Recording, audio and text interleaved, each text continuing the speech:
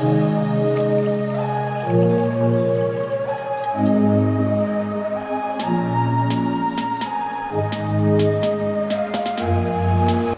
लेना तो बनता है क्योंकि हम लोग निकल रहे हैं अपनी, क्या हो गया, लद्दाख राइड पे। ये देखो इसमें भी एनर्जी आ गई है लद्दाख राइड पे निकलने के लिए। फिलहाल पिछले 1 महीने से मैं अपने माइंड को इतना सेट कर रहा हूँ लद्दाख जाने के लिए ताकि अच्छे से इस ट्रिप को कंप्लीट कर पाऊँ। क्यों आप तुझे भी करना है, क्योंकि लद्दाख जाने के लिए आपकी बाइक भी अच्छे से सेट होनी चाहिए, जो आपने लगेज रेडी किया है वो भी अच्छे से पैकअप होना चाहिए। तो पिछले 1 हफ्ते से ये निम्बस मैंने ऐसी लोड करके खड़ी की हुई है और अपने माइंड को प्रिपेयर कर रहा था लद्दाख जाने के लिए। बस मुझे अभी राइडिंग जैकेट पहननी है, राइडिंग पैंट पहननी है, हाइड्रेशन बैग मेरे को रेडी करना है और निकलना है अपने लद्दाख ट्रिप के लिए। हर राइडर का सपना है लद्दाख करने का और लद्दाख ट्रिप बहुत ही ज़्यादा डिफ़िकल्ट है, हर कोई ये जानता है। तो पता नहीं कैसी परेशानियाँ आएंगी, क्या क्या चैलेंजेस फेस करने पड़ेंगे मुझे, तो इस सीरीज़ के अंदर मैं आपको हर एक चीज़ दिखाने वाला हूँ। Anyways, welcome back to my YouTube channel, my name is Sam और आप देख रहे हैं राइडिंग विद पीस। ओके, तो फाइनली टाइम आ गया है यहाँ से निकलने का और अभी बज रहे हैं 1:58, 2 बज गए। तो अब निकलते हैं अपनी लद्दाख राइड पे। ओके मम्मी बाय, और मेरी वाइफ, चलो मिलते हैं बहुत जल्दी। ओके, तो ट्रिप से आने के बाद आपको अपनी फैमिली से मिलाने वाला हूँ। ओके, तो बाइक का टेम्परेचर अभी 30 डिग्री सेल्सियस और 36,779.6 पे हम लोग ये जर्नी स्टार्ट कर रहे हैं। 0 कर लेते हैं एक बार। चलो लेट्स गो, जर्नी शुरू, दिल्ली टू लद्दाख। ओ भाई साहब, घर से निकलते ही सबसे पहली वाटर क्रॉसिंग आ गई। एक्चुअली ये थोड़ा सा ऑफिशियल पॉलिटिशियन इशू है, इस वजह से यहाँ पे ये वाटर वगैरह इकट्ठा हो गया है। आई होप जल्दी से ठीक हो जाए। तो एक काम कर लेते हैं, अभी नीचे वाली लाइटें ऑन कर लेते हैं सबसे पहले। तो ज़्यादातर मैं रात का समय ही चूज़ करता हूँ राइड करने के लिए, क्योंकि एक तो वेदर बहुत ठंडा होता है गर्मी के टाइम पर, और दूसरी चीज़ अभी रोड आप जो देख रहे हो कितना खाली खाली है। अगर शाम के टाइम में निकलता है, डे के टाइम में निकलता है, तो भाई साहब इस रोड पे ना बाइक निकलना भी दुर्लभ हो जाता है। तो रात का टाइम एकदम परफेक्ट है मेरे लिए और मैं ज़्यादातर यही प्रेफर करता हूँ। वैसे मैं नाइट राइड किसी को रिकमेंड नहीं करता कि आप करो, क्योंकि बहुत ज़्यादा रिस्क भी होता है, लेकिन मुझे सूटेबल है, मैं अच्छे से ध्यान देते हुए अपनी नाइट राइड करता हूँ, तो इसलिए मैं नाइट में ही ज़्यादातर राइड स्टार्ट करता हूँ।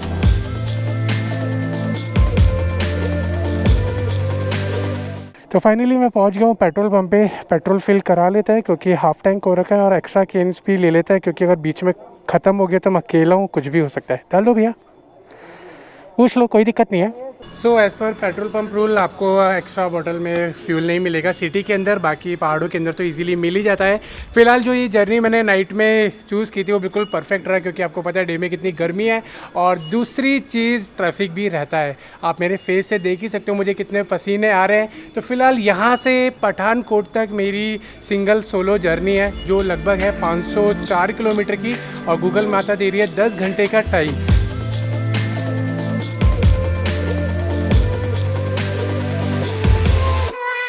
तो रात के टाइम गर्मी से और लोकल ट्रैफिक से तो राहत मिल जाती है, लेकिन ट्रक और टेम्पोज वगैरह बहुत ज़्यादा चलते हैं, तो इनसे बस थोड़ा संभल कर चलाना पड़ता है, क्योंकि ये भाई साहब कब लेफ़्ट राइट काट दे कुछ भरोसा नहीं रहता है इनके ऊपर। क्योंकि 1-2 बार इंसिडेंट हो चुके हैं, और लास्ट ट्रिप पे भी गए थे तब भी एक बार इंसिडेंट हुआ था कि ट्रक वाले ने एकदम से लेफ़्ट काट दिया। और कभी कभी तो ऐसा होता है कि राइट का इंडिकेटर दे देते हैं और लेफ़्ट में काट देते हैं।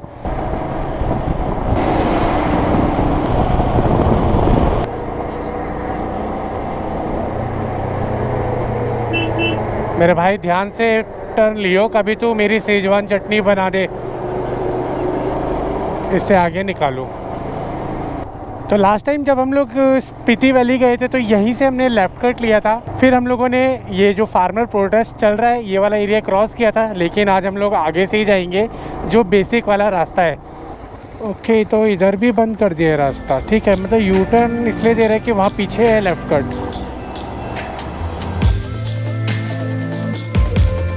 आज की डेट में दिल्ली के अंदर बाइक चलाने से डिफ़िकल्ट दिल्ली का बॉर्डर क्रॉस करना हो ही गया है।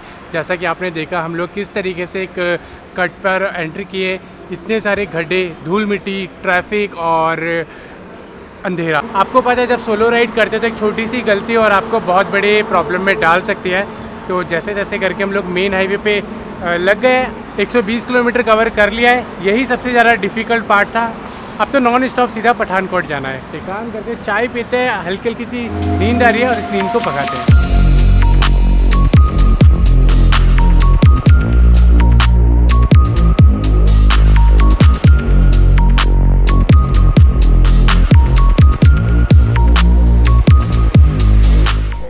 ओके तो चाय वगैरह हमने पी ली है, मज़ा आ गया, रिफ़्रेश हो गए।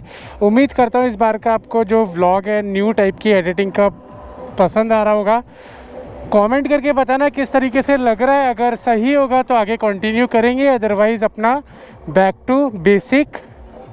और अब सीधा रुकेंगे अम्बाला पर।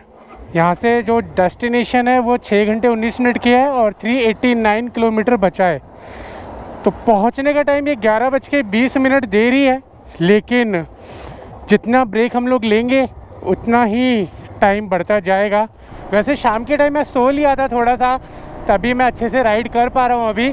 लेकिन अभी जब सूरज चाचू निकल आएंगे तो आप समझ सकते हो वो वाला एक पॉइंट जो होता है वो इरिटेशन वाला होता है।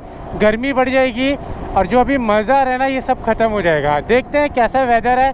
फ़िलहाल बहुत अच्छा हुआ कि बारिश नहीं पड़ी। अगर बारिश पड़ती तो अभी जो हम लोग अच्छे से स्मूथली राइड करके निकला है दिल्ली को क्रॉस करके, वो हम लोग नहीं कर पाते और पूरा गीला गीला और अच्छे से जो व्लॉग भी शूट कर पा रहा हूँ वो भी मैं नहीं कर पाता।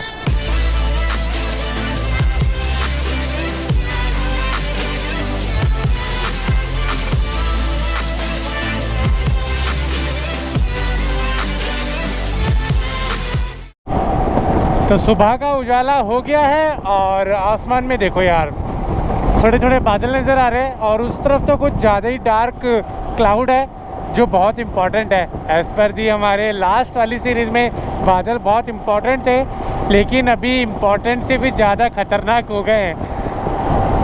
लगभग हम लोग अम्बाला पहुंच गए हैं, थोड़ी देर में अम्बाला कैंट आ जाएगा और उसके बाद हम लोग इस बार चंडीगढ़ वाली साइड नहीं जाएंगे, इस बार हम लोग जाएंगे सीधा लुधियाना वाली साइड।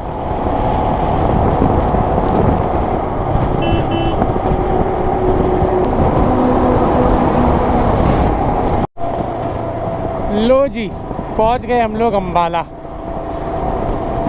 कितना सुंदर दिखता है यार, एंट्रेंस काफ़ी तगड़ी सी बनाई हुई है। हर बार मैं स्किप कर देता हूँ इस पार्ट को, लेकिन मैंने सोचा कि इस बार इसको ज़रूर ऐड करेंगे अपने लद्दाख वाले ट्रिप में।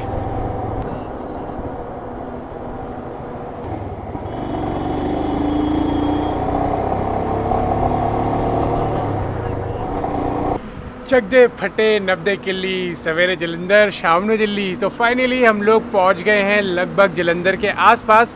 निम्बस को भूख लग गई थी, बिल्कुल रिज़र्व भी एंड हो गया था, तो मैंने सोचा क्यों ना इसको फिल करा लिया जाए। और रात से जो कंटिन्यू हम लोग चल रहे हैं, मतलब लगभग जो हमने ब्रेक लिया था चाय वाला, वहाँ से नॉन स्टॉप हम लोग 200 किलोमीटर आए। तो इसको भूख लगी, इसके लिए पेट्रोल डलाया, 1000 रुपीज़ का पेट्रोल डला और साथ के साथ मैंने फेस भी वॉश कर लिया और सनस्क्रीन लोशन भी लगा लिया। फ्रेश फील हो रहा है। अब यहाँ से कंटिन्यू करते हैं अब आगे की जर्नी जो रह गई है 210 किलोमीटर। तो जैसा कि मैंने कहा था भाई साहब, जब तक रात है तब तक मज़ा आएगा बाइक चलाने में और धूप निकलते ही हालत ख़राब हो जाएगी। सूरज चाचू निकल गए और इस टाइम लग रही है बहुत तेज़ गर्मी। तो सूरज निकल गया है, गर्मी बढ़ गई है। अब पता चल रहा है रात होने का फ़ायदा क्या होता है। हर जगह से पसीने निकलना स्टार्ट हो रहे हैं। खड़ा हुआ था थोड़ी देर के लिए, जो मैंने फेस वॉश किया था वो सेकंड भर में पूरा पसीना पसीना हो गया। और धूप के साथ साथ लोकल ट्रैफिक भी बढ़ गया है, तो अब थोड़ा और ध्यान से चलाना पड़ रहा है। लेकिन इस रोड पे एक छोटी सी प्रॉब्लम और है, कहीं भी किसी भी लेन में ना गड्ढे आ जा रहे हैं और गड्ढे इतने गहरे हैं कि अगर आपका ध्यान नहीं रहा और आपने बैलेंस नहीं बनाया तो आप बहुत बुरी तरीके से गिरोगे और साथ में आपका रिम भी बैंड हो जाएगा।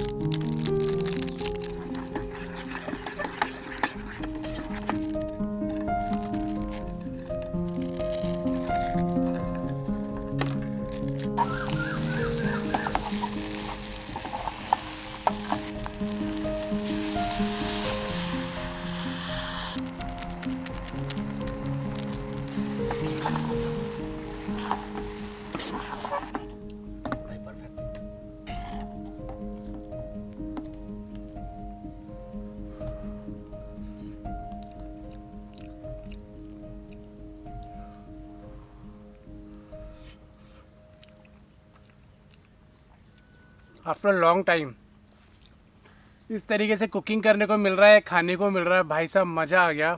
और आपने आवाज़ तो सुनी होगी, पीछे छोटे छोटे कीड़े मकोड़े की चिल्लाने की आवाज़ें आ रही है उनकी, और हल्की हल्की विंड चल रही है। लेकिन मेरी बॉडी पूरी एग्जॉस्ट हो रखी है धूप में राइड करने की वजह से, इसलिए मैंने देखा कि लेफ़्ट साइड में एक अच्छा सा खेत टाइप का एरिया था। मैंने कहा यार यहीं लगाते हैं बाइक को, और सुबह का टाइम हो गया, ब्रेकफास्ट का टाइम है, ब्रेकफास्ट बनाते हैं और चिल मारते हैं, क्योंकि उसके बाद तो दोबारा रोड नापना ही है। फ़िलहाल पठानकोट के आसपास हम लोग पहुंच चुके हैं, और अब हमें जावेद भाई मिलने वाले मेन हाईवे पे। फिर देखते हैं आगे का क्या प्लान है। तो ये काम करता हूँ, मैं इसको फिनिश करता हूँ, तो फिर निकलते हैं यहाँ से फटाफट जावेद भाई से मिलने के लिए।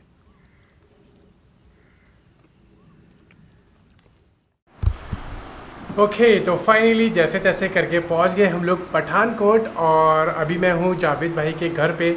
वहां से डायरेक्टली यहां पर आ गए, और बहुत ज़्यादा गर्मी थी।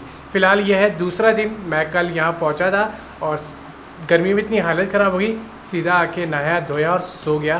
तो अभी सुबह सो के उठा हूँ, तो अपने एक सब्सक्राइबर फैमिली में से डॉक्टर साहब का मैसेज आया कि सैम भाई आप अगर पठानकोट में हो तो साथ में लंच करते हैं। निकलते हैं यहाँ से फटाफट जावेद भाई के साथ और पहुँचते हैं लोकेशन पे। जावेद भाई रेडी हो? हाँ भाई रेडी हूँ। चलो ठीक है, निकलते हैं फटाफट यहाँ से।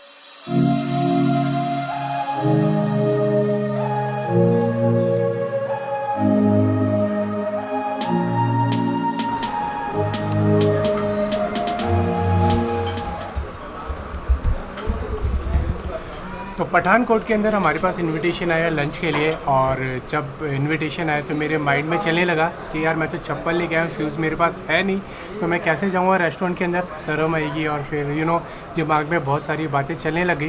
पर कहीं ना कहीं से वो बोलते हैं ना खिड़की खुली होती है, तो एक आंसर आया कि अगर मैं ज़िंदगी में सोचता रहूँगा ना तो जीऊँगा कब। तो मैंने सोचा जो होगा सो देखा जाएगा, चलते हैं और अपनी फैमिली के मेम्बर से मिलते हैं। तो यहाँ मिले हमें नीरज भाई और पंकज भाई, तो लंच कराने के लिए बहुत बहुत शुक्रिया।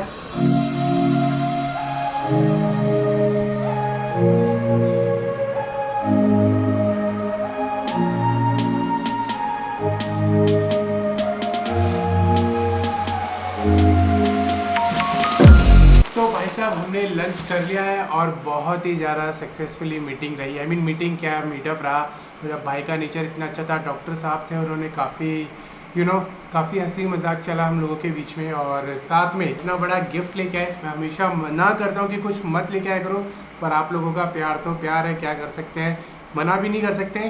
तो सबसे पहले मैं जावेद भाई से मिलवा देता हूँ, क्योंकि ब्लॉग में मिला ही नहीं है। तो अब ये रहे अपने जावेद भाई, जो अपने साथ जाने वाले हैं लद्दाख ट्रिप पे। लेकिन अभी एक ट्विस्ट और बाकी है, वो आपको अगले ब्लॉग में पता लगेगा कि एक नया मेहमान और आने वाला है। वैसा वाला नहीं, कोई गाइड को ज्वाइन करने आने वाला है। नीरज भाई ने बहुत भारी सामान भेजा भाई, तो खोल के देखते हैं इसमें। तो भाई धीरे धीरे खोलते हुए ये ऐसे कुछ खुल रहा है, और ऊपर से ही कुछ कुरकुरे वुरकुरे दिख रहा है। मतलब कि फाइनली देखो नीचे नीरज भाई फुल तैयारी करके लाए हो। हाँ बिल्कुल अच्छे से पैक करके, नीचे टोकरी वगैरह लगा के। हाँ, क्या बात है यार, खूबसूरत लग रहा है, जबरदस्त।